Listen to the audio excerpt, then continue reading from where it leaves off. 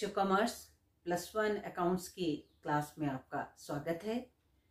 Cash book का chapter चल रहा है, double column cash book, cash with bank column.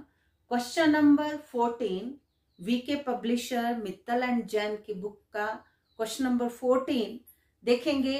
कैसे कॉन्ट्रा एंट्रीज की जाती है, कहाँ कहाँ कॉन्ट्रा एंट्री होती है। जहां भी कैश और बैंक इकट्ठा एक ही एंट्री में आते हैं तो वो contra entry. For example, cash withdrawn from bank for office use, cash account debit to bank, cash आता है, bank is the giver, cash account debit to bank. तो इसके ऐसे जहां कैश और बैंक वहां पे कॉन्ट्रा एंट्री होती है। Deposited cash into bank, bank account debit to cash, ऐसे जहां भी कैश और बैंक ऐसे इकट्ठे आते हैं वहां पे कॉन्ट्रा एंट्री होती है। तो क्वेश्चन नंबर 14 देखते हैं हम कैसे इसमें बहुत ही इस क्वेश्चन को अगर आप बड़े ध्यान से करेंगे, अगर देखेंगे, करेंगे, समझेंगे तो आपको बहुत सारी क्लैरिटीज होंगी।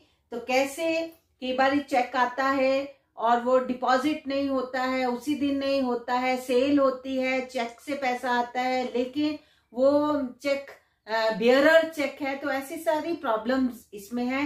क्रॉस चेक हो, क्रॉस्ड चेक हो तो एकदम से बैंक अकाउंट डेबिट टू जिससे भी वो आया, अगर सेल के लिए आया तो bank account debit to sale हो जाता है। अगर किसी पर्सन से आया तो bank account debit to that person, XYZ ABC जो भी है।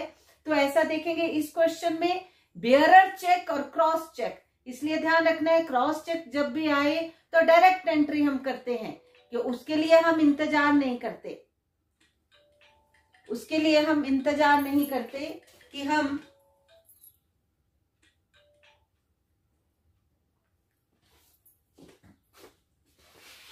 कैसे उसके एंट्री पोस्टिंग करेंगे। तो इस क्वेश्चन में सब कुछ आपको देखने को मिलेगा, देखेंगे। क्वेश्चन नंबर 14 ओपनिंग बैलेंस दी है 1 October 2010 to balance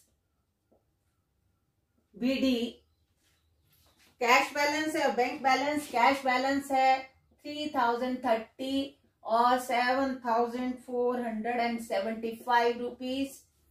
next transaction है cash purchases.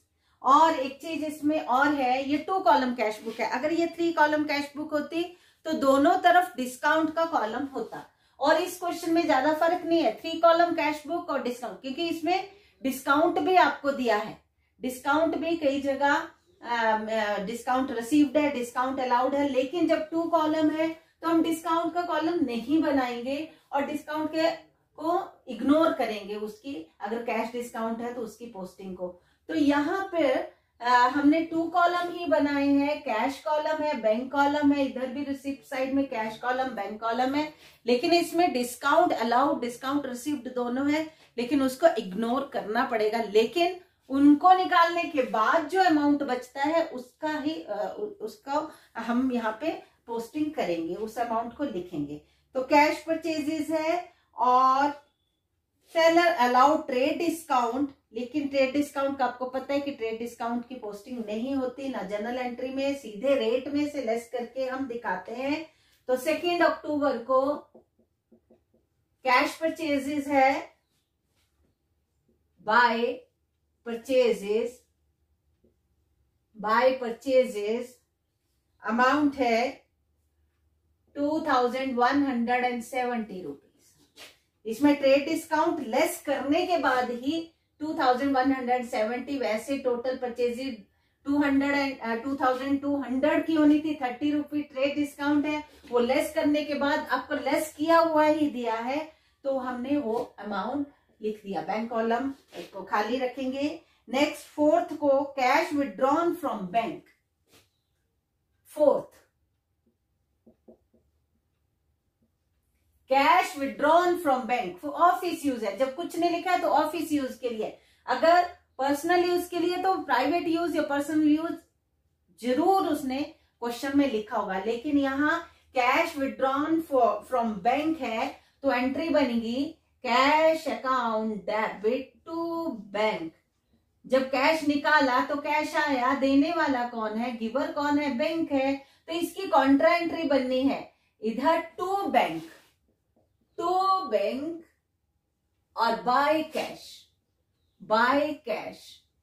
Cash by cash bank के कॉलम में, क्योंकि बैंक इज द गिवर, पैसा निकल रहा है, ये पेमेंट साइड है, ये रिसिप्ट साइड है, यहां पैसा निकला, बैंक देने वाला है, अमाउंट इज 3,500 और टू बैंक कैश कॉलम में कैश आया है, what comes in, cash comes in, cash आया है 3,500 और 4 अक्टूबर की ये ट्रांजेक्शन है। नेक्स्ट पेड रेंट, 5th को पेड रेंट, 5th अक्टूबर 10 बाय रेंट और कैश में पे किया है, कुछ बैंक नहीं है ट्रांजेक्शन, तो 400 पेमेंट है 400। नेक्स्ट 8th को goods sold off 2,000 discount allowed 70 that is trade discount and 30 cash discount, received cash for this 1,000। अब ध्यान से देखेंगे, मैं इधर करती हूं, 2,000 की सेल हुई जिसमें 1,000 कैश में मिल गया, रिमेनिंग इज 1,000 और इसमें 70 रुपीज ट्रेड डिस्काउंट है, तो वो चीज कितने की बिकी, 930 और फिर कैश डिस्काउंट भी 30 रुपीज का भी दिया, तो बचे 900 और कैश में 1,000 है, ये बैंक है, ये बैंक के थ्रू रिसीव हुआ, ये कैश रिसीव हुआ, कैश 1,000 फुल रिसीव हुआ, उसके बाद जो ये सॉरी इधर है कैश, ये रिमेनिंग है, उसमें 70 ट्रेड डिस्काउंट है, 30 कैश डिस्काउंट है और 900 की बैंक से रिसीव हुआ है, तो ये है 8th October 2010 to sale cash sale 1,000 bank से थ्रू बैंक 900, ये आपको दिख गया होगा, दोबारा से बताती हूँ, 2,000 की सेल हुई, 1,000 कैश आ गया, इसको क्लियर अलग से रख लिया, 1,000 cash, remaining 1,000 from this 70,000 is trade discount which is deducted from this amount, 930 rupees बचे, उसमें से भी 30 रुपीज डिस्काउंट दिया, तो 900 थ्रू बैंक आया, चेक आया, जो भी आया, तो ये 900 की ये ट्रांजैक्शन हमने बैंक कॉलम में शो। नेक्स्ट, हाँ नीचे लिखा भी है अकाउंट पे चेक रिसीव्ड, ये 900 का अकाउंट पे चेक रिसीव हुआ from the for the balance and deposited into bank, bank में वो डिपॉजिट भी करवा दिया। नेक्स्ट 11th को paid wages, 11th payment by wages and salary through bank है नहीं, सिंपल है, तो 1100 की वो वेजेस और सैलरी भी पे की। Next good sold on credit to Neha, cash book बन रही है, क्रेडिट सेल जब ऑन क्रेडिट हुआ तो कैश ना आया, चाहे बैंक से चाहे नगद कुछ नहीं आया, तो इस ट्रांजेक्शन की कोई पोस्टिंग नहीं होगी, तो ये डेट थी आपकी 12th को, तो इसकी कोई भी पोस्टिंग नहीं होगी क्योंकि ये क्रेडिट सेल है, पैसा तो आया नहीं, चाहे चेक के चाहे cash. Next 15th bearer cheque received for sale, bearer cheque received for sale, bearer cheque मैं यहां पे बताती हूं, ये होता है क्रॉस्ड चेक, ये है बेयरर चेक खाली। क्रॉस चेक जब आए तो डायरेक्ट एंट्री होती है, मान लो सेल के लिए क्रॉस चेक आए तो बैंक अकाउंट, इसको चाहे डिपॉजिट उसने किया नहीं किया, लेकिन bank account debit to sale, cross cheque के लिए डायरेक्ट सीधी एंट्री। और बेयरर चेक जब तक वो डिपॉजिट नहीं हुआ तब तक क्या होती है, cash account debit to sale. और जिस दिन डिपॉजिट होगा, लेकिन इसमें कुछ नहीं लिखा है डिपॉजिट हुआ नहीं हुआ, अगर डिपॉजिट होता है तो bank account debit to cash. Ultimately क्या बनेगी entry, cash credit cash debit, तो bank account debit to sale, bank account debit to sale. लेकिन जिस दिन डिपॉजिट होगा तो बियरर चेक जब मिला है तो फर्स्ट एंट्री ये टू सेल, ये डेट है, बियरर चेक मिला है, ये डेट है 15th of October to sale, और कैश कॉलम में जाएगा 940। आपको ऊपर इसका अमाउंट दिया है, 940 की सेल हुई। और कैश सेल्स 18th को फिर कैश सेल्स है, 18th को टू सेल कैश सेल्स है, वो अमाउंट है 1000। Next, goods sold for cash after allowing cash discount of 30 and payment received by bearer check। फिर सेल हुई और bearer चेक आया, डिस्काउंट है, कैश डिस्काउंट है, और वो डिडक्ट करने के बाद 30 रुपीज डिडक्ट करने के बाद 770 है, तो इसकी डेट है 20th। फिर सेल है और bearer चेक आया है, तो सेल से पैसा आया, bearer चेक है तो कैश में ही जाएगी पोस्टिंग, अभी डिपॉजिट नहीं हुआ, सिंपल रिसीव हुआ है। Cash account debit to sale 770। Goods purchase for cash 27th को, goods purchase for cash by purchase amount 800। Next, goods sold in view of bearer cheque and trade discount allowed. फिर bearer cheque 30th का, फिर bearer check to sale, और इसमें trade discount allow किया है। Trade discount 30 rupees का है और चेक जो है वो 800 का है, तो ट्रेड डिस्काउंट की वैसे भी पोस्टिंग नहीं होनी थी, वैसे भी 2 कॉलम कैश बुक चाहे कैश डिस्काउंट होता। और नेक्स्ट है cash deposited into bank, cash deposited into bank, bank account debit to cash contra entry. पहली जो कॉन्ट्रा एंट्री हुई थी उसका मैंने यहाँ लिखना होता है, ये सी, ये कॉन्ट्रा एंट्री थी। और bank account debit to cash, और ये 31st को है, 31 October 2010 to cash contra entry by bank contra entry to cash. Bank column में 1800,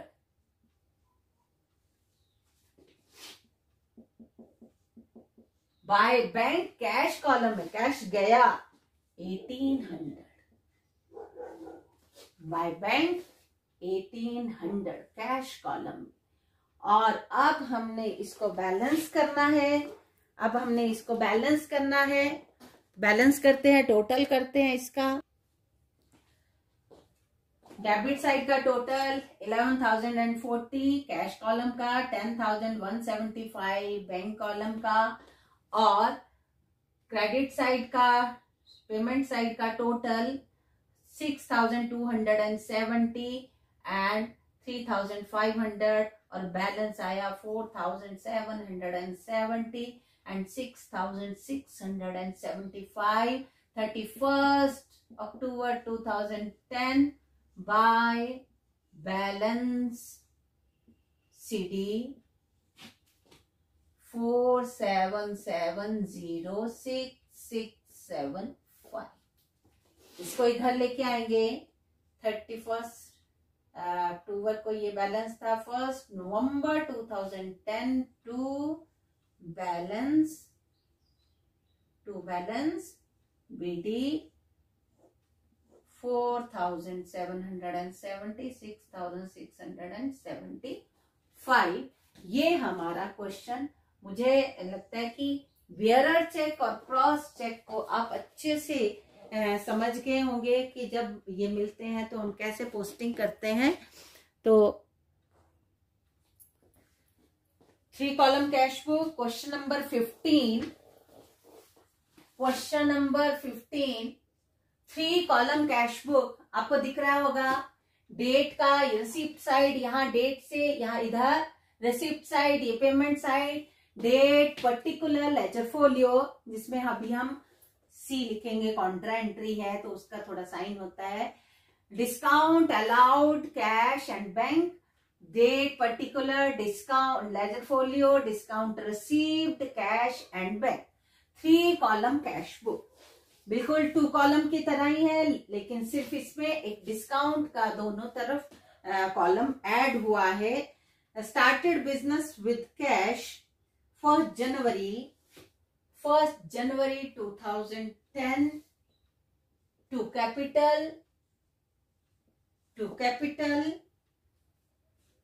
50,000 कैश कॉलम में। नेक्स्ट 4th को purchase goods 4th January 2010 by purchase 20,000 cash transaction है। 6 को sold goods 6 January 2010 to sale, cash sale है। Sold goods जब भी ऐसा लिखा हो तो मतलब समझ जाना ये कैश सेल्स है। तो और कैश सेल लिखते हैं, गुड सोल्ड फॉर कैश लिखते हैं, गुड सोल्ड लिखते हैं।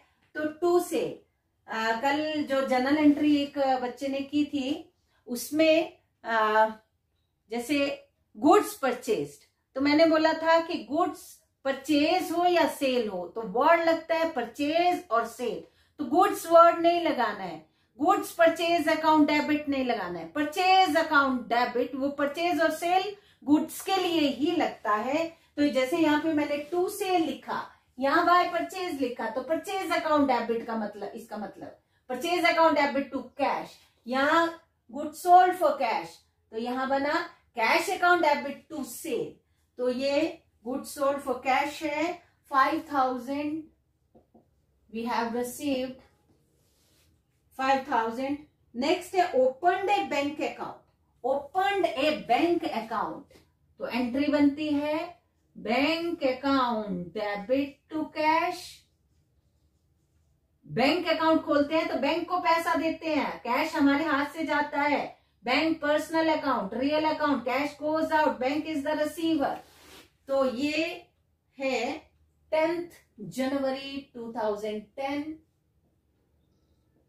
To cash by bank to cash, bank column में 4,000 से अकाउंट ओपन किया, बाय बैंक कैश कॉलम में 4,000 cash we have paid to bank, खुलवाया तो बैंक को दिया है हमारा पैसा, लेकिन बैंक के पास उसको जमा करवा दिया। कॉन्ट्रा एंट्री थी इसलिए दोनों के आगे हमने सी लिख देना। Next, received from Amit, allowed him discount, received है 15th January 2010 to Amit, Amit ही है, हाँ, to Amit 4,900 and allowed him discount 100। थोड़ा नीचे लिखना था, ये यहाँ की ट्रांजेक्शन। और कॉन्ट्रा एंट्री, अच्छा ये थी, थोड़ा नीचे लिखो कंफ्यूजन ना हो।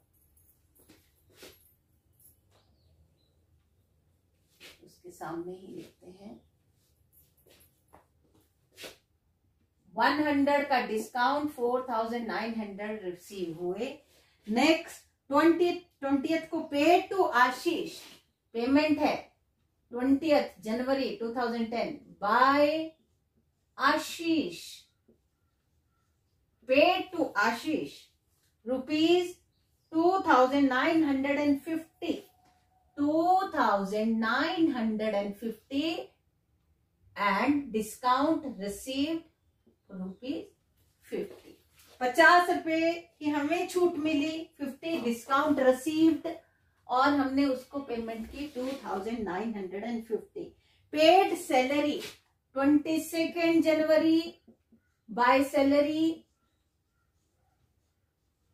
कैश ट्रांजैक्शन है, by salary 1,000. Next paid office expenses by cheque 25th. By office expenses by cheque दिया तो बैंक कॉलम में 200. Next withdrew from bank for office use. Office use के लिए पैसा निकाला, cash account debit to bank. Date है 28 January 2010 to bank. Contra entry 28 January 2010 by cash. Contra entry cash bank column में, bank is the giver, bank ने पैसा दिया, हमारे पास कैश आया. बैंक कैश कॉलम में 1,000. Next withdrew from bank for personal use. For personal use drawing है 30th January 2010 by drawing. By drawing bank से निकाला है पर्सनल यूज के लिए 100 रुपये. और अब इसकी बैलेंसिंग करनी है, इसको बैलेंस करते हैं हम. इसका टोटल किया, डिस्काउंट अलाउड और डिस्काउंट रिसीव को का बैलेंस नहीं निकलता क्योंकि ये दोनों अलग है. ये इनकम है, ये लॉस है, एक्सपेंडिचर है, कुछ भी हम ले सकते हैं इसको. तो ये दोनों अलग अलग नेचर है, इसलिए इनका टोटल इनके नीचे डायरेक्ट सीधे लिखते हैं. डिस्काउंट अलाउड कितना 100, डिस्काउंट रिसीव 50. इसका टोटल आया 60,900 एंड बैंक कॉलम का 4,000. और पेमेंट कैश से की 27,950. Balance we have 32,950. In bank column we have received 4,000 and by bank we have paid 1,300. The balance is 2,700. तो हम 31st January 2010 by balance CD कितना हुआ 32,950 and 2,700. इसको इधर लेके आएंगे. 1st February 2010 to balance BD 32,950 and 27,700. यहीं पे क्वेश्चन को हम छोड़ेंगे. मुझे लगता है समझ आ गई. यहाँ कैश अलाउड का कॉलम बना, यहाँ कैश रिसीव्ड, डिस्काउंट रिसीव्ड का, और बाकी जैसे पिछले 2 कॉलम कैश बुक की थी, कैश और बैंक, कॉन्ट्रा एंट्री आपको समझ आ ही गई होगी. तो ये क्वेश्चन आपको 3 कॉलम कैश बुक. बाकी क्वेश्चन आप इसको देख के करते जाएंगे. कुछ ना समझ आए तो आप पूछ भी सकते हैं.